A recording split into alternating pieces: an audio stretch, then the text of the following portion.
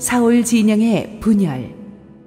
사무엘하 3장 6절에서 21절 말씀입니다.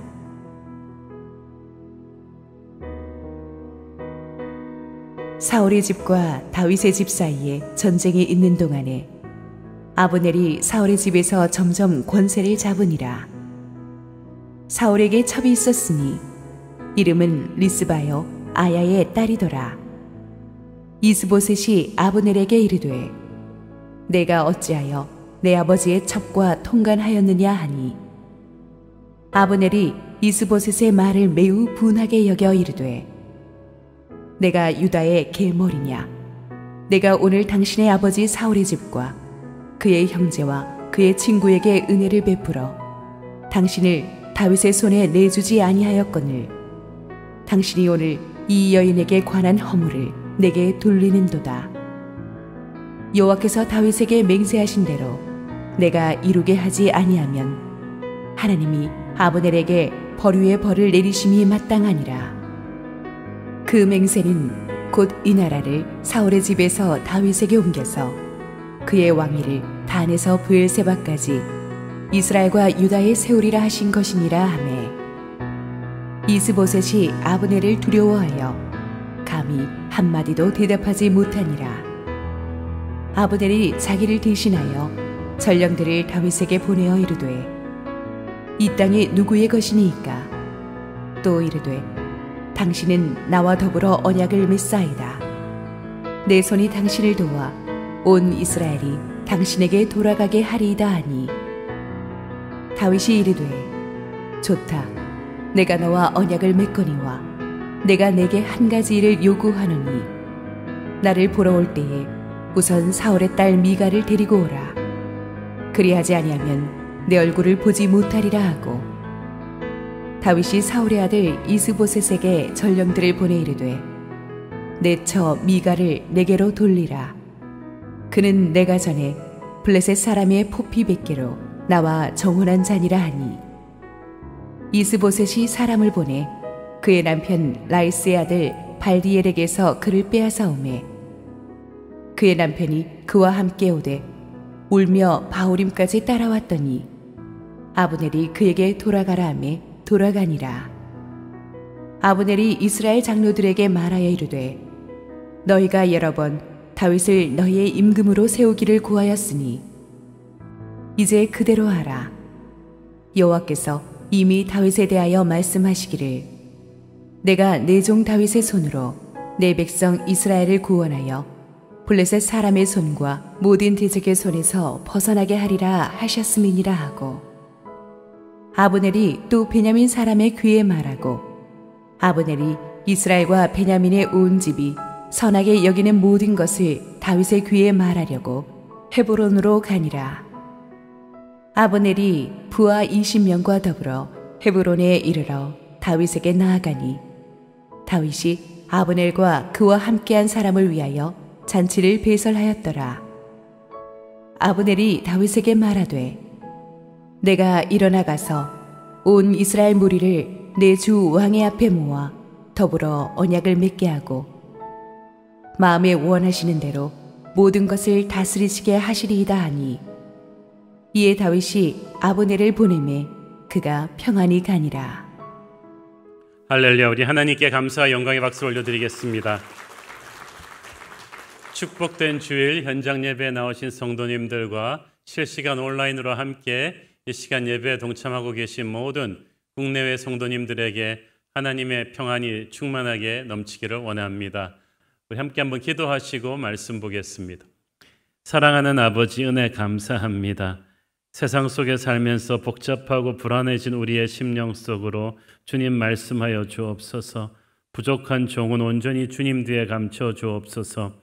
예수님 이름으로 기도했습니다. 아멘. 지난주에 우리는 사울의 추종 세력인 북이스라엘의 11지파가 힘을 합쳐서 다윗이 다스리는 유다 왕국과 이제 내전을 벌이는 것을 살펴보았습니다.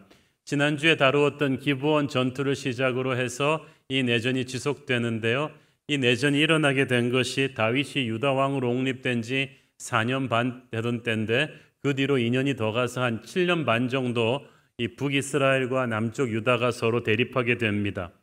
근데 사실 이 내전은 같은 민족끼리 싸우는 전쟁인데 처음부터 모두가 하나님이 기름 부어 세우신 다윗을 왕으로 인정했더라면 싸울 필요가 없는 전쟁이었어요. 그런데 북이스라엘의 11지파가 자기들의 정치적인 계산으로 머리를 써서 하나님의 뜻과 대적하는 바람에 쓸데없는 인명피해와 시간 낭비를 하게 된 것입니다. 하나님을 불순종하고 대적하면 이렇게 쓸데없는 고생을 안 해도 되는 고생을 합니다. 마치 그 옛날 이스라엘 백성들이 불순종으로 말미암아 헤맬 필요가 없는 광야에서 40년을 헤매다가 약속의 땅으로 들어간 것과 똑같습니다. 사울의 추종 세력들은 하나님의 뜻을 거슬리는 길을 갔기 때문에 영적인 명분, spiritual justification이 없었어요. 영적 명분이 없기 때문에 하나님이 도와주시질 않습니다. 하나님이 안 도와주시면 아무리 재능이 많고 돈이 많고 노력을 많이 해도 갈수록 힘이 들고 열매가 없습니다. 뛰어난 전략가이자 장군인 아브넬이 그렇게 열심히 뛰어서 만들어낸 북이스라엘 11지파의 동맹이 그랬습니다. 무기나 영토의 넓이나 그리고 인구수나 모든 면에서 객관적인 전력은 다윗 쪽보다 우세했지만 하나님을 거슬렸기 때문에 그들은 갈수록 쇠퇴해졌죠. 무엇보다 영적 명분이 없는 무리들은 하나 되기가 어렵습니다. 겉보기에는 세력이 커 보였지만 다 정치적인 계산으로 모였기 때문에 언제 그 이해관계가 깨지면은 무너질지 모르는 아주 불안한 동맹이었습니다. 그래서 이들은 항상 서로 의심하고 불안합니다. 감정의 그 기복이 심하고 밤에 잠 못 이루고 회의가 많고 말이 복잡하고 말과 행동이 일치하지 않았습니다. 사실 이스보셋에게는 사울의 핏줄이라는 명분이 있었고 또 군부의 아브넬에게는 분사력과 정치적인 수완이 있었습니다.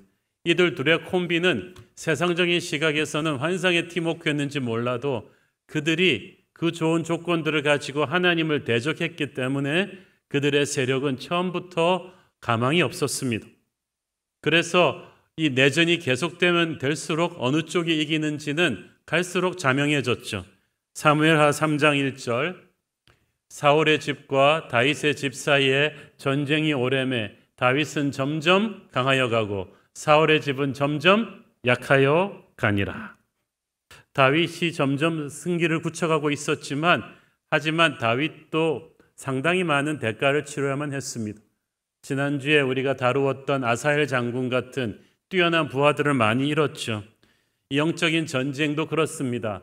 대가를 치러야 되는 것이고 생각보다 장기전이 될 수도 있습니다. 한 번의 화끈한 승리로 통쾌하게 종결되는 게 아닙니다. 마귀가 권세 잡은 이 세상 속에서 우리들도 영적인 전쟁을 치르면서 하루하루 살아가고 있습니다. 우리는 처음부터 마음을 단단히 먹어야만 합니다. 주님께서 우리를 그리스도의 군대라고 하셨지 그리스도의 학교라 그러지 않으셨고 그리스도의 병원이라 그러지 않았습니다. 우리는 영적인 전쟁에 나와 있는 군인들입니다. 군인은 스포츠 선수가 경기에 나가는 것과는 다른 자세로 임해야만 합니다. 목숨이 왔다 갔다 하는 곳입니다. 총소리가 나고 폭탄이 터지고 전우들이 쓰러지는 것을 우리는 당연히 여깁니다. 희생을 각오하고 견뎌야 됩니다. 힘들어서 못하겠다는 핑계는 될 수 없습니다. 전쟁터에서 힘들지 않은 병사가 어디 있습니까? 우리 주님께서 이 땅에서 그 힘든 싸움을 견디셨듯이 우리도 하루 이틀 싸우는 것이 아니고 장기전으로 평생 이 죄 많은 이 세상에서의 하루하루를 견뎌내야만 합니다. 사울이 죽은 뒤에도 다윗은 이 내전으로 인해서 7년 반이라는 세월을 기다렸다가 통일왕국의 왕좌에 오릅니다. 혹자는 그렇게 생각할 수도 있어요. 아니 내가 광야 생활 10년 하고 그 고생을 했는데 사울이 죽었는데 왜 나는 바로 왕이 될 수가 없었지? 왜 나는 더 기다려야 하지? 하면서 조급해하지 않았습니다. 왕좌에 오르는 것보다도 그 과정이 중요하고 하나님의 때에 하나님의 방법으로 해야 됨을 알고 있었기 때문이죠. 여러분 그렇기 때문에 약속을 가슴에 품은 사람은 조급하면 안 됩니다. 믿음의 사람 조지 뮬러는 그렇게 말했죠. 결코 하나님을 앞서가지 마라. 성령을 앞서가지 마라. 기도를 앞서가지 마라. 저와 여러분이 그런 사람 되기를 바랍니다. 전투를 하면 할수록 사울의 세력은 약해져 갔고 다윗의 세력이 점점 강해져 갔어요. 참 이해하기가 어렵습니다. 전쟁은 원체 그 양쪽의 물자와 군사가 소모되는 거거든요. 그렇다면 물자나 군사가 훨씬 많은 사울 쪽이 전쟁이 지연될수록 더 이겨야 될 텐데 희한하게 군사도 적고 물자도 적은 다윗 쪽이 이기고 있어요. 하나님의 기름 부으심이란 게 그런 거예요. 세월이 갈수록 이유를 모르겠는데 하나님의 사람들은 이겨요. 궁극적인 승리는 하나님의 사람의 것입니다. 그러므로 중간에서 힘들다고 포기하면 안 돼요. 그게 마귀가 원하는 거예요. 얼마나 많은 하나님의 사람들이 마지막 10분을 인내하지 못해서 마지막 판에 주저앉았기 때문에 약속의 성취를 못 보았습니까? 여러분, 믿음을 가지고 견디십시오. 점점 시간이 지나면서 승리는 우리의 것입니다. 다윗을 향한 하나님의 축복의 대표적인 증거는 다윗 집안의 번성이죠. 오늘의 본문 직전인 사무엘하 3장 2절 5절을 쭉 읽어보면 다윗이 헤브론에서 낳은 아들들이 굉장히 많습니다. 사울의 핏줄은 이스보셋 하나였는데 그도 좀 있다가 죽게 되죠. 그런데 비해서 다윗의 핏줄은 점점 그 세를 늘려갑니다. 하나님은 하나님의 사람 다윗에게 많은 자녀의 축복을 주신 것처럼 하나님이 축복하는 교회에는 많은 하나님의 백성들을 보내주십니다. 교회가 어렵다고 하는 시대에도 하나님께서 성령의 기름 부으심이 충만한 교회에는 계속해서 하나님의 목마른 영혼들을 보내주시는 것 같아요. 그저 우리는 정도를 가면 돼요. 말씀과 기도의 길을 계속 가면 하나님이 대적들의 공격 속에서도 교회를 지켜주시고 부흥하는 축복을 주실 것입니다. 크고 작은 전투에서 이렇게 다윗의 군대는 점점 승기를 잡아갔습니다. 그러나 계속 이렇게 하다가는 양측의 희생만 커지고 언제 끝날지 모르는 일이었습니다. 그런데 하나님께서 인간이 생각지도 못한 뜻밖의 방법으로 이 전쟁을 순식간에 이 내전을 종결지어 주셨습니다. 그것은 강성해 보였던 사울 집안의 내부의 균열에서부터 시작되었죠. 6절 읽습니다.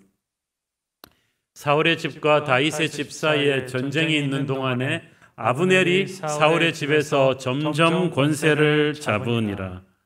자, 이미 북이스라엘의 실질적인 힘은 군대를 장악한 아브넬에게 있다고 말씀드렸죠. 하지만 이스보셋은 자기가 아무리 허수아비 왕이지만 그래도 사울의 핏줄인데 좀 이 아브넬의 손 그 그림자에서 좀 벗어나 보려고 노력했던 것 같아요. 그렇지만 소용이 없었어요. 이스보셋은 사울의 핏줄이라는 것 외에는 가지고 있는 힘이 아무것도 없었는데 아브넬은 나이도 많죠. 군사력도 있죠. 또 11지파를 하나로 엮을 정도의 정치 수완도 뛰어난 사람이었습니다. 그래서 점점 그 북이스라엘의 모든 사람들은 허수아비 왕 이스보셋이 아닌 실권자 아브넬에게 줄을 섰다는 거예요. 그 말은 무슨 말이냐 하면 앞으로 사울 왕가의 운명은 이 아브넬 한 사람에게 달려 있었다는 뜻입니다. 그런데 어느 날 이스보셋이 용기를 내서 이 나는 새도 떨어뜨린다는 아브넬의 위세에 도전하는 사건이 일어납니다. 7절 읽습니다. 사울에게 첩이 있었으니 이름은 리스바요 아야의 딸이더라. 이스보셋이 아브넬에게 이르되 네가 어찌하여 내 아버지의 집과 통관하였느냐 하니 일의 발단은 죽은 사울의 첩 리스바가 아브넬과 불륜을 일으킨 거예요. 당시 선왕의 첩을 취할 수 있는 권리는 오로지 후계자에게만 주어졌습니다. 그렇기 때문에 이 문제를 이스보셋이 공식 석상에서 이렇게 끄집어낸 것은 네가 도덕적으로 문란하다고 아브넬을 추궁한 게 아니라 네가 어떻게 감히 신하로서 선왕의 첩을 볼 수 있느냐, 이것은 왕권을 위협하는 반역 아니냐, 그런 명분이 된 거예요.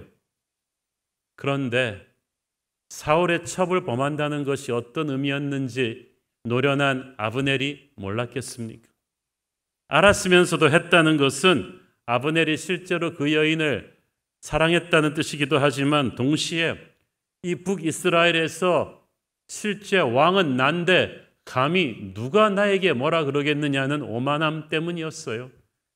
즉 아브넬은 이스봇 아닌 자기가 이 나라의 넘버원이라는 사실을 과시하고 싶었던 것입니다. 아브넬의 이런 불손한 의도를 어느 정도 이스보셋은 감지했지만 정말 오랜만에 젖먹던 힘까지 용기를 내서 아브넬과 어전회의에서 공식적으로 부딪힙니다. 그동안 이스보셋은 군부를 등에 업은 아브넬의 위세 앞에서 숨도 못 쉬고 왕이지만 이게 뭐 말이 왕이지 기가 확 죽어서 살아왔습니다. 어떻게 아브넬한테 도전할 수 있었겠습니까? 그런데 이번은 너무 명분이 좋잖아요. 자기가 보기에 아버지의 첩을 범한다는 것은 아무리 아브넬이지만 이건 선을 넘은 거예요. 그래서 아브넬을 향해서 참고 참았던 분노를 한번 터뜨려 본 것입니다. 그러나 그것은 이스보셋의 결정적인 패착이 되고 맙니다. 8절 읽습니다.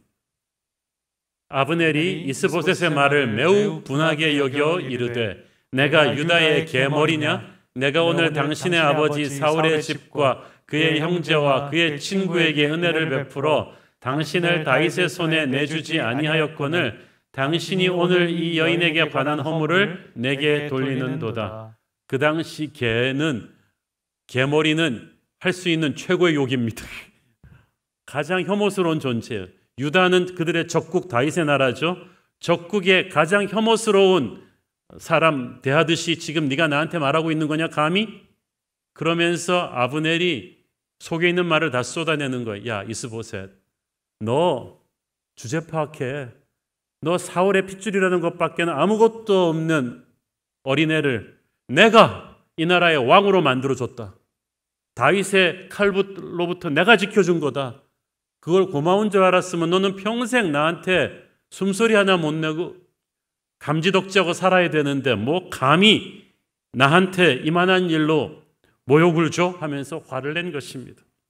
아브넬은 이스보셋이 이 문제를 빌미로 해서 자기의 권세를 빼앗으려 한다는 것을 알고 오히려 역공을 가한 거죠. 여러분 근데 잘 보세요. 아브넬이 결코 자기가 그런 적 없다고 말 안 하죠. 사울의 첩을 범한 적이 없다. 나는 무죄한데 왜 그러냐 그 말 하지 않잖아요. 왜냐하면 그건 사실이거든요. 그리고 지금 그게 중요한 게 아니에요. 아브넬이 자기가 한 짓이 잘못된 일이라고 사과하지도 않아요. 오히려 네가 어떻게 감히 이 문제를 가지고 나한테 뭐라 그럴 수 있느냐고 화를 내고 있습니다. 이것이 예나 지금이나 정치 권력의 세계입니다. 옳고 그른 게 중요한 게 아니고 누가 잘못했는가가 중요하지 않습니다. 힘을 가진 자는 모든 게 용서가 돼요. 힘을 가진 자의 잘못을 문제 삼는 게 오히려 죄가 되는 거죠. 화가 머리끝까지 치밀어 오른 아브넬은 이제 이스라엘의 역사를 온통 바꾸어 버릴 수 있는 충격적인 선언을 합니다. 9절 10절 읽습니다. 여호와께서 다윗에게 맹세하신 대로 내가 이루게 하지 아니하면 하나님이 아브넬에게 벌 위에 벌을 내리심이 마땅하니라. 그 맹세는 곧 이 나라를 사울의 집에서 다윗에게 옮겨서 그의 왕위를 단에서 브엘세바까지 이스라엘과 유다에 세우리라 하신 것이니라. 아멘. 한마디로 나라를 통째로 들어서 이제 다윗에게 갖다 바치겠다는 거죠. 여기서 중요한 것은 아브넬이 일찌감치 하나님께서 사무엘 선지자를 통해서 다윗에게 하신 약속의 맹세를 이미 알고 있었다는 사실이에요. 그 맹세가 무엇입니까? 이 나라의 권세를 사울의 집에서 다윗의 집으로 옮겨서 단에서 브엘세바까지, 즉 우리 말로 표현하면 할라에서 백두까지 이 나라 전체를 다스리는 왕으로 다윗을 세우겠다는 하나님의 그 약속의 맹세를 자기가 지금 이루게 하겠다고 말하는 거예요. 참, 그러고 보면 무슨 말이에요? 아브넬이 지금까지 하나님의 말씀이 무엇인지 알고 있었다는 거죠. 알고 있으면서도 자기가 그에 반하는 행동을 했잖아요.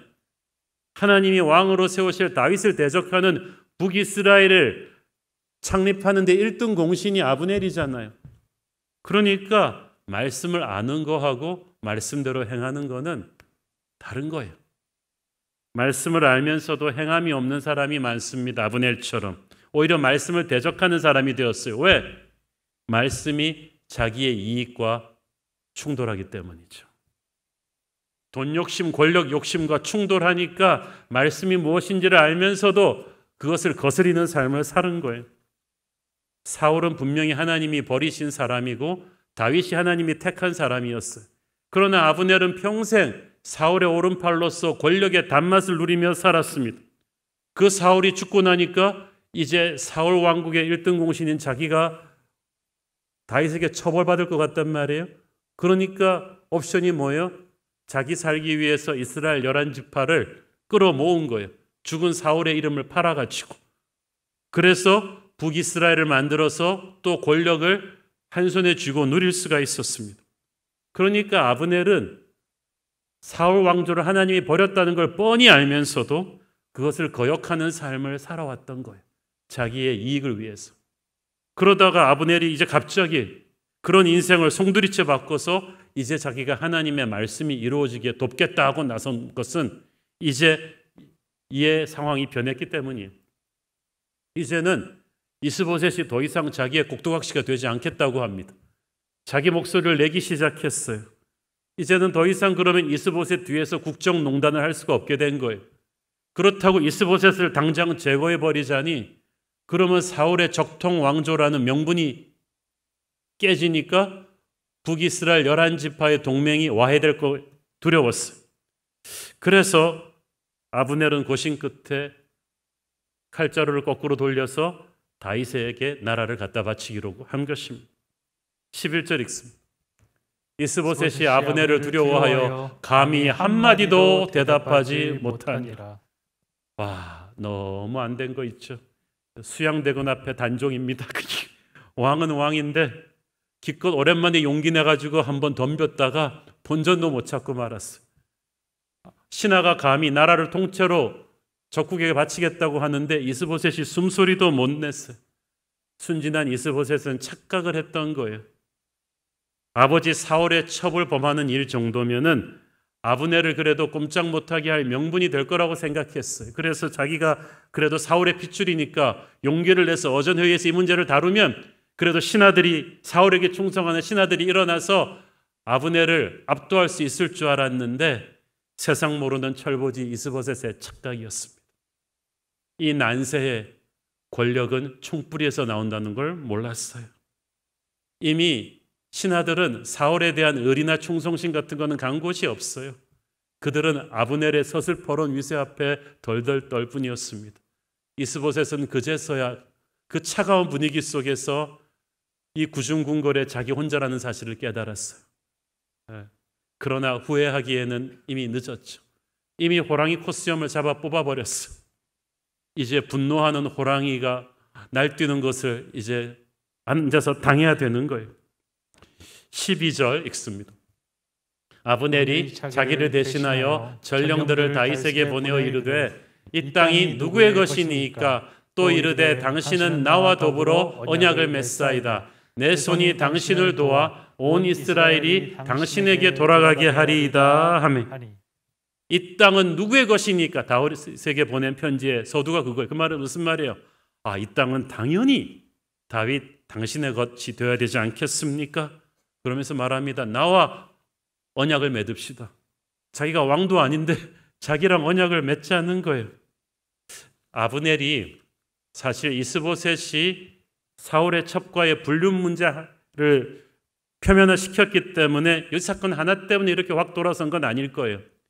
이미 군부의 총사령관인 아브넬은 계속되는 내전을 통해서 전투가 계속될 때마다 전황이 이스라엘 쪽에 불리하다는 것을 알고 있었어요.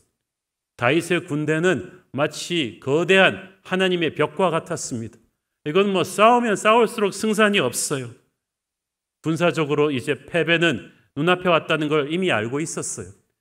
그런데 또 허수아비라고 생각했던 이스보셋도 이제 감히 자기 목소리를 내려 하니까 마음이 거슬렸습니다. 이제 아브넬은 어떻게 하면 그러면 자기가 살아남을 수 있나 하고 고민을 하는데 이스보셋이 뜻하지 않게 명분을 준 것뿐이죠.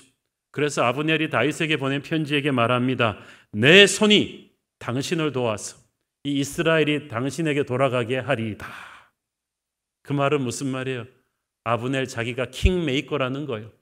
내가 마음만 먹으면 이 땅 주인을 바꿀 수 있습니다. 아브넬은 평소 이스보셋이 자기가 세운 허수아비 왕임을 알고 있어요. 이제 아브넬은 다윗에게 이 북이스라엘을 넘기면서 무엇을 꿈꿨겠습니까? 통일왕국의 제2인자를 꿈꿨겠죠. 그러나 어리석은 아브넬은 한치 앞을 모르는 인간이었습니다. 왜냐하면 다윗은 사울이나 이스보셋과는 차원이 다른 인물이에요. 다윗은 정치하는 사람이 아니라 하나님이 기름 부어 세운 예배자입니다. 그는 하나님의 기름 부으심으로 광야에서 살아남아서 왕이 올랐기 때문에 다윗은 자기가 인간적인 힘으로 여기까지 오지 않았다는 걸 알고 있어요. 그렇기 때문에 지금도 아브넬의 인간적인 도움 필요 없습니다. 여러분, 내가 그 사람의 도움이 필요가 없으면요, 그 사람 앞에서 비굴하지 않아도 돼요. 그 사람에게 의지하지 않아도 돼요. 그 사람을 의지하니까 그 사람에게 휘둘리는 거예요. 재벌이 있잖아요. 여러분이 왜 재벌 앞에서 에게 휘둘려요? 왜 꼼짝도 못해요? 여러분이 그 사람 돈이 필요하기 때문에 아니에요. 근데 내가 돈이 필요 없으면 내가 재벌 앞에서 왜 기가 죽습니까? 왜 우리가 힘 가진 고위공직자 앞에서 기가 죽어요?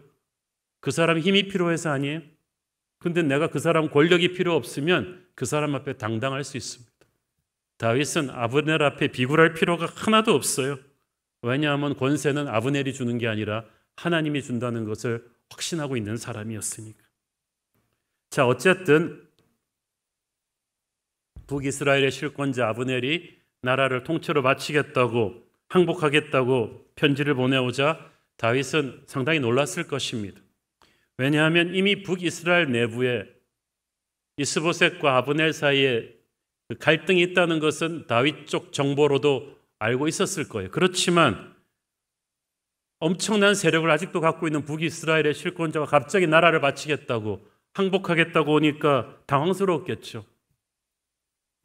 그래서 지혜로운 다윗도 좀 의심이 가지 않았겠습니까? 이거 진짜일까? 아브넬 그 사람은 속에 능그렁이가 몇 마리 들어앉아 있는 사람인데 이거 진짜일까? 항복의 진위 여부를 확인해야 되지 않는가? 이 항복 메시지 저변에 어떤 음모는 없는지 사실 확인을 해야겠죠.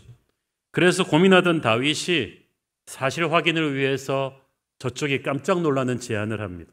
13절 읽습니다. 다윗이 이르되 좋다. 내가 너와 언약을 맺거니와 내가 네게 한 가지 일을 요구하노니 나를 보러 올 때에 우선 사울의 딸 미갈을 데리고 오라. 그리하지 아니하면 내 얼굴을 보지 못하리라 하고. 사울의 딸인 미갈이 누굽니까? 다윗의 첫 번째 아내였죠. 기억하시죠? 그런데 오래전 다윗이 억울하게 사울의 미움을 받아 모든 것을 잃고 왕궁에서 쫓겨날 때 아내 미갈도 뺏겼어요. 그리고 광야 생활이 시작된 거예요. 사울 왕은 다윗에게 미갈을 뺏은 다음에 서둘러서 이 발디엘이라는 사람과 재혼을 시켜버렸어요. 왜냐하면 다윗과 미갈이 서로 사랑하는 사이니까 뭔 일이 또 날까 봐 다른 사람에게 시집 보내버린 거예요. 그리고 다윗도 그 뒤에 광야 생활하면서 많은 부인들을 두게 됩니다. 그런데 이제 와서 10여 년이 지난 지금 아브넬의 항복 진위를 확인하려는 이 즈음에 갑자기 다윗이 딱 하나의 조건으로 사울의 딸인 미갈을 먼저 돌려보내봐라. 왜 그랬을까요? 그래가지고 돌려보내는 과정에서 처음 15절 16절을 쭉 보시면 가슴 아픈 장면이 나오죠. 10여 년을 미갈과 부부로 살아오던 이 발디엘이 참 사랑했나 봐요. 갑자기 나라에서 군사들이 와서 자기 와이프를 뺏어서 국경 지역으로 쫙 가니까 국경 지역까지 울며 따라왔다고 했죠. 참 백그라운드로 트로트 음악까지 나오면 굉장히 슬픈 장면입니다. 근데 국경 지역까지 따라오는 이 사람에게 아브넬이 사납게 쏘아보면서 한마디 했죠. 가. 그래가지고 이 남편은 울며 돌아오는 부부의 생리별이 시작되죠. 지난주에 제가 같이 식사를 했던 어떤 우리 여자 권사님이 그 말씀을 하신 거예요. 정말 목사님 이해가 안 되네요. 다윗은 지금 와이프도 많이 생겼으면서 왜 굳이 남의 아내까지 이렇게 뺏어와가지고 이렇게 하는지 참 너무한 거 아니냐. 그런데 그게 이렇게 단순하지 않습니다. 다윗이 미갈을 데려오라고 한 데는 이유가 있어요. 어떤 학자의 말대로 진짜 다윗의 첫 번째 부인이었기 때문에 다윗의 첫사랑입니다. 미갈은 서로가 굉장히 사랑했었고, 그렇기 때문에 지금은 남의 아내 발디엘의 아내가 되어서 그 발디엘과 헤어지면서 발디엘이 가슴 아팠다지만 제일 먼저 가슴 아팠던 것은 억지로 아내를 빼앗겼던 다윗이었어요. 그러므로 이 모든 게 사울이 시작한 비극이었다는 거죠. 또 하나는 이 미갈은 다윗이 사울로 인해서 잃어버린 모든 것들의 회복을 상징합니다. 처음에 다윗이 미갈과 어떻게 결혼하게 되었나요? 온 나라가 골리앗이 이끄는 블레셋 군대의 위협에 나라가 망하느냐 마느냐 위기에 봉착했을 때 공식적으로 건 포상이 그거였어요. 사울이 누구든지 저 공포의 골리앗을 죽이면 내 사위가 되게 할 것이다. 나라가 망하게 생겼는데 약속하지 못할 게 없잖아요. 다윗이 골리앗을 죽였잖아요. 그런데 또 사울이 말을 바꾸죠. 왜냐하면 다윗의 집안이 너무 비천한데 이 사람을 부마로 삼기 싫은 거예요. 그래서 다윗이 계속해서 블레셋을 물리치는 공을 세우니까 국민 여론이 사울은 약속을 지켜라 그렇게 돌아가는 거예요. 사울이 또 비열한 약속을 합니다. 다윗이 혼자 가서 블레셋 사람 100명을 죽이면 내 딸을 주겠다. 불가능한 일인데 다윗이 혼자 가서 100명이 아니라 200명을 죽입니다. 그래서 어쩔 수 없이 다윗을 사위로 삼은 거예요.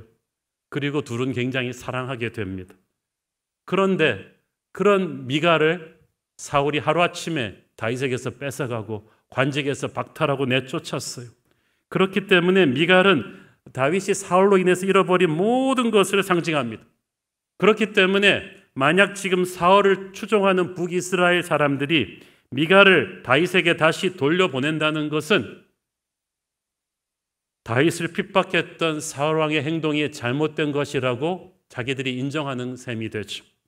그래서 다윗은 너희들의 항복이 진짜라면 모든 북이스라엘이 알도록 미갈을 돌려보내라. 내가 피해자고 사울이 가해자였다는 사실을 모두에게 알려라는 거예요. 그런데 그 요구를 아브넬과 이스보셋이 두말 않고 받아들여서 미갈을 돌려보내주죠. 하나님께서는 이렇게 우리에게 승리를 주시고 우리가 억울하게 빼앗겼던 잃어버렸던 보물을 회복시켜 주시는 분이십니다. 세 번째 이유가 또 있어요. 사울의 딸인 미갈을 북이스라엘의 항복을 받으면서 다윗에게 돌려보내라고 한 것은 다윗이 한때 사울의 사위였다는 것을, 사울이 자식처럼 인정하던 사울의 사위였다는 것을 북이스라엘 사람들에게 상기시켜 주기 위함입니다. 그 미갈을 다시 데려와서 자기의 부인으로 삼겠다는 것은 내가 사울에게 적대적이지 않다. 그러므로 너희들은 나에게 항복하는 것을 두려워하지 말라는 다윗이 주는 암묵적인 메시지예요. 그러므로 이 미갈을 돌려보내라는 이 요구는 간단하지가 않지만은 굉장히 엄청나게 다윗에게는 명분 싸움이 되는 중요한 요구였죠. 자, 아브넬은 그것을 수행할 뿐 아니라 다른 사이드로도 열심히 다윗을 돕기 위해서 뛰기 시작합니다. 17절 읽습니다. 아브넬이 이스라엘 장로들에게 말하여 이르되 너희가 여러 번 다윗을 너희의 임금으로 세우기를 구하였으니, 자 보세요. 이미 이스라엘의 지도자들이 여러 번 아브넬에게 와서 이제 우리의 나라는 운명이 다한 것 같습니다. 나라를 다윗에게 바칩시다. 이 요구를 이미 아브넬에게 많이 했다는 거예요. 그래서 이미 아브넬은 북이스라엘 지도자들의 민심이 다윗에게로 완전히 갔다는 것을 알고 있었어요. 바로 이것이 아까 이스보셋이 어전회의에서 아브넬을 모욕 주었을 때 아브넬이 즉시 이스보셋을 죽이고 자기가 왕이 되지 않은 이유예요. 하나님께서 이미 북이스라엘의 민심을 다윗에게로 다 몰아버린 상황에서 이스보셋을 죽인다고 자기를 왕으로 이 북이스라엘이 떠받들어 줄 리가 만무했거든요. 그래서 아브넬이 생각을 했죠. 어차피 이렇게 된 거 내가 앞장서서 이 나라를, 어차피 넘어갈 이 나라를 다윗에게 갖다 바쳐서 생색을 내고 그 공을 인정받아서 다윗의 오른팔이 되리라. 이 생각을 한 것입니다. 그래서 열심히 뛴 거예요. 갑자기 북이스라엘 장로들이 이때까지 했던 말 다 무시하다 갑자기 그렇게 하라. 또 있습니다. 18절 읽습니다.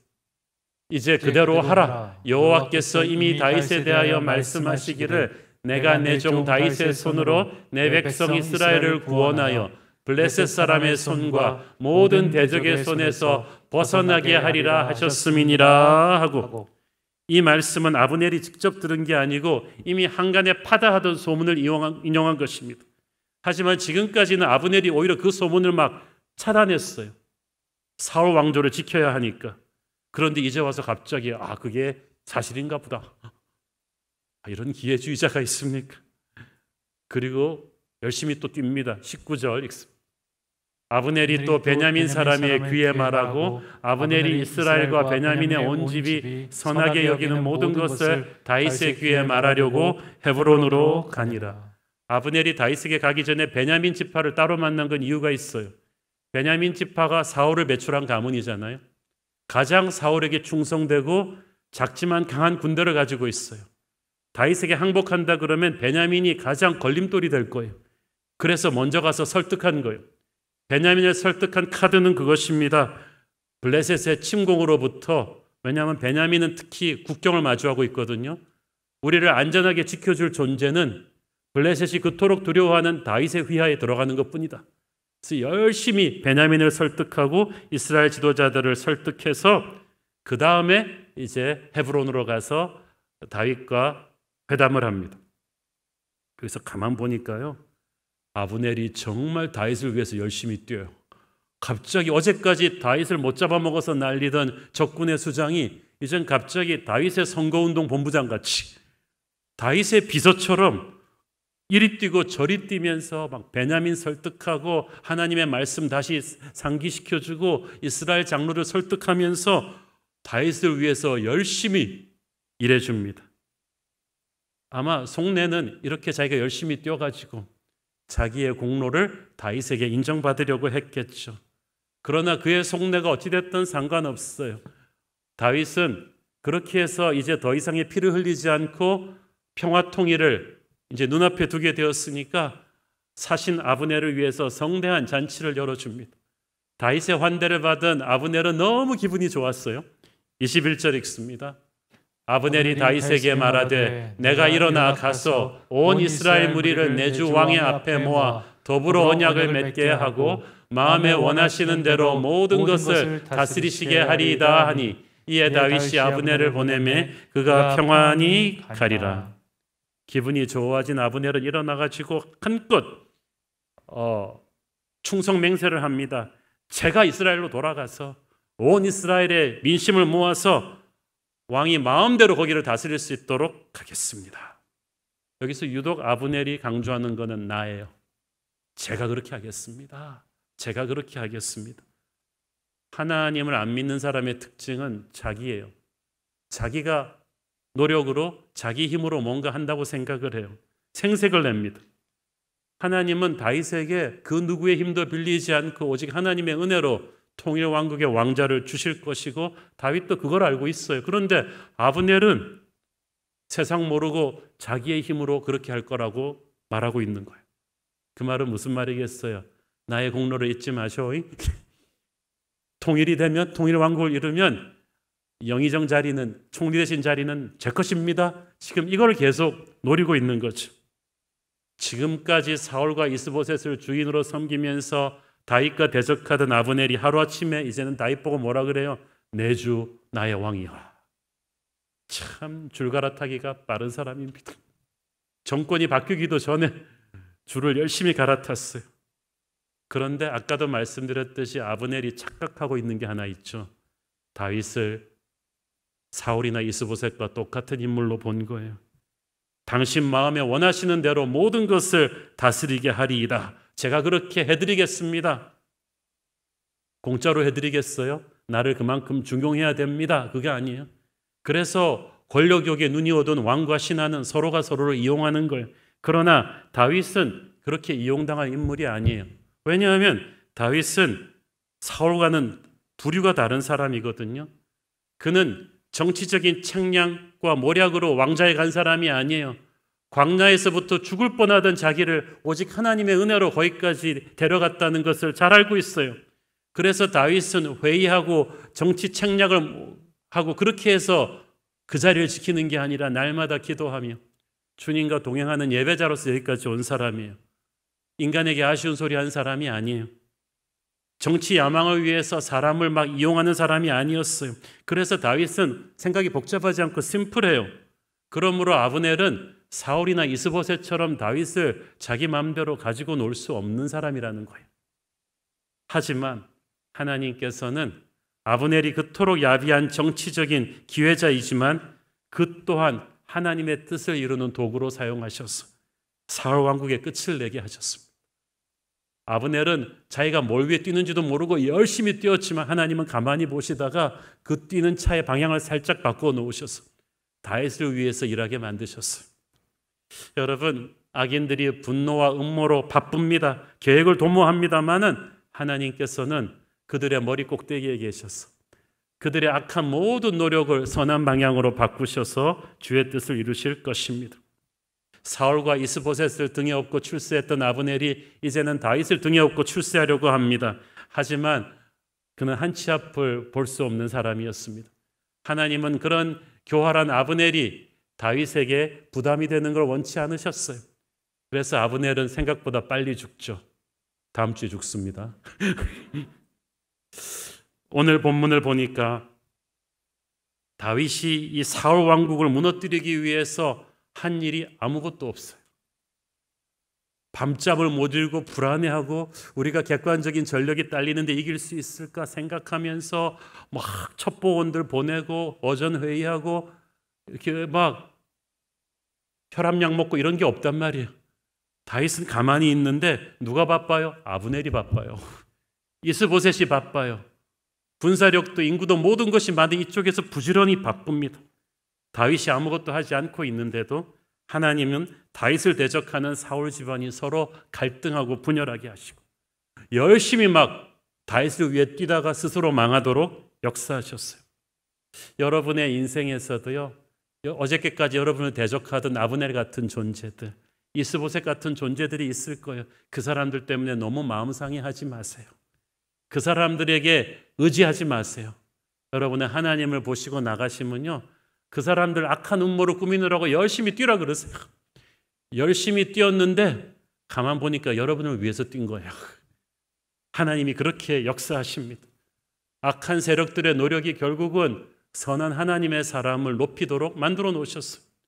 그러므로 우리는 지금 우리를 핍박하는 세상이 강해 보인다고 두려워하거나 위축되지 말고 그 세상을 세상과 같은 방법으로 싸우려고 너무 머리 굴리고 불안해하고 떨지 마십시오. 교회는 오히려 담대하게 하나님을 예배하면서 복음을 전하면서 제자를 만들면서 기도의 자리를 지키면서 정도를 지키며 가면 되는 거예요. 복잡하게 살 거 없어요. 그러면 하나님께서 악하고 복잡하고 교활하게 사는 무리들은 알아서 붕괴시킬 거예요. 그리고 그들의 노력이 오히려 우리를 높이게끔 인도하실 것입니다. 여러분, 다윗을 하나님께서 왜 바로 통일 왕국의 왕으로 세우지 않고 헤브론에서 7년 반을 기다리게 하셨을까요? 왜냐하면 이 전쟁은요, 외국과의 전쟁이 아니에요. 외국과의 전쟁은 싸워서 이기고 저기 물러가면 끝인데 이 전쟁은 동족과 동족끼리의 내전이란 말이에요. 싸워서 이겨도 적의 백성도 이제 통일왕국의 백성이 될 거예요. 그래서 전투에서 이겼다 할지라도 다윗이 항상 신경 썼던 것은 인명피해를 최소화해서 적의 가슴에 한이 남게 하지 않는 거였습니다. 왜냐하면 그 북이스라엘이 사울의 통치 밑에서 40년을 살았잖아요. 사울이 아무리 나쁜 왕이었다고는 하나 사울을 왕으로 모셨던 사람들의 마음이 바뀌어서 다윗을 왕으로 모시기까지는 시간이 필요하고 하나님의 정지 작업의 역사가 필요합니다. 악인들이 스스로 무너지는 것도 그 역사 중에 하나일 거예요. 그 모든 것이 이루어지도록 기다려야만 합니다. You have to let God do the work. 하나님이 일하시도록 기다리는 이 시간이 필요한 거예요. 조급한 마음을 버리고 그렇게 하나님을 기다리면 마지막에 승자는 우리가 될 것입니다. 제가 들은 그 리더십 문구 중에 그 말이 있어요. Who's the last man standing? That's important. 누가 마지막에 서 있는가? 그게 중요하다. 마지막에 승리자로 서 있는 것은 다윗이었습니다. 이스보셋, 아브넬 아무리 설쳐봤자 다 사라졌어. 마지막에 승리자로 서 있는 것은 하나님 앞에 있는 저와 여러분일 줄로 믿습니다. 기도하겠습니다. 주님 은혜를 감사합니다. 오늘 다윗을 대적하던 강대한 사울 진영이 어떻게 하루아침에 붕괴되는지 보면서 교회를 핍박하는 세력이 순식간에 붕괴될 수 있다는 것을 알았습니다. 두려워하지 않게 하여 주시고 불안해하지 않게 하여 주시고 오직 하나님을 바라보고 강하고 담대하게 하여 주옵소서. 예수님 이름으로 기도했습니다. 아멘.